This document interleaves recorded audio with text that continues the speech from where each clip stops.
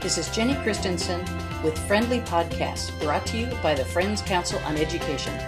In this podcast, Irene McHenry, Executive Director of Friends Council, proposes resources for telling our story. When I talk with people about Friends Education, I like to start with the beginning of the story. I like to start with Quakerism in England and William Penn bringing his vision for a democracy and for raising children that are morally responsible citizens for a democracy as a big piece of the founding of Friends Education in America. And even if I'm talking with parents at a school that's 20 years old, celebrating a 20th anniversary, or 100 years old, I just like to start there with that history and that foundation. It helps everyone in the room feel part of a very long tradition. We're talking about the late 1600s. So we're talking about over a 300-year tradition of education that really matters in terms of deep values.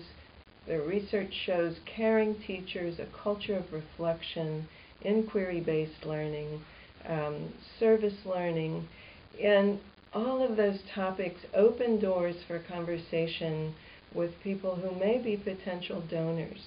It kind of lights the fire in their own value system and what they care about.